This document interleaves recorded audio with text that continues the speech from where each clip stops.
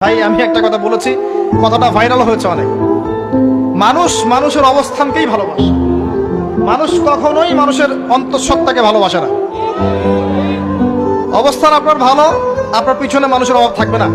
আজকে আপনার ক্ষমতা আছে, পাওয়ার আছে, খ্যাতি আছে, ইত্যাদি আছে, মানুষ দেখবেন পিছনে ঘুরঘুর করছে, ঘুরঘুর করছে, এবং এরা কিন্তু সবাই সবার স্বার্থেই ঘুরঘুর করছে।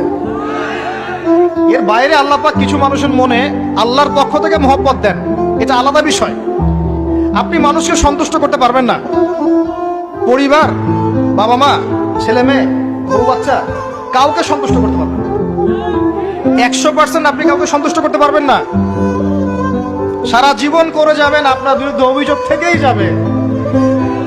শুধু আল্লাহ রাব্বুল আলামিন অপেক্ষা করে বসে আছেন, আপনি কখন তওবা করে তার দিকে ফিরে আসবেন। দিন আল্লাহ পাক আপনাকে মাফ করে দিবেন ইনশাআল্লাহ। আল্লাহ পাক বলেছেন, শুনেন, ইল্লা মান তাবা, যে অনেক গুনাহ করেছে, শিরক করেছে, জিনা করেছে, মদ খেয়েছে, বিদআত করেছে, হারাম খেয়েছে, আল্লাহ পাকের অবাধ্য হয়েছে, নামাজ পড়ে নাই, যাকাত দেয় না, ইত্যাদি ইত্যাদি অনেক অন্যায় করেছে, একদিন তওবা করে ফিরে এসেছে। আল্লাহ পাক বলেছেন, ইল্লা মান তাবা, যে ব্যক্তি তওবা করে ফিরে আসলো, ওয়া আমানা, এবং ঈমান নিয়ে আসলো, ওয়া আমিলা আমালান সালিহান, এবং এখন থেকে সৎ আমল করা শুরু করলো, হোক সে নারী বা পুরুষ, যে কেউ, যে কোনো বয়সের, যে কোনো বর্ণের, যে কোনো ভাষার, যে কোনো দেশের, এগুলো কিচ্ছু যায় আসে না আল্লাহ পাকের। ইন্নাল্লাহা লা ইয়ানজুরু ইলা আজসামিকুম ওয়ালা ইলা সুওয়ারিকুম ওয়ালাকিন ইয়ানজুরু ইলা কুলুবিকুম ওয়া আমালিকুম।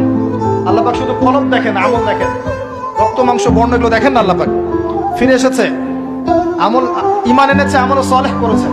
আল্লাহ পাক বলেছে, উলাইকা, এরাই তারা, ইউবাদদিলুল্লাহু সাইয়্যাতিহিম হাসানাত, এরাই সেই ব্যক্তি যাদের সমস্ত গুনাহকে আমি আল্লাহ নেকি দিয়ে পরিবর্তন করে দেব। আল্লাহ অপেক্ষা করছেন আপনার জন্য।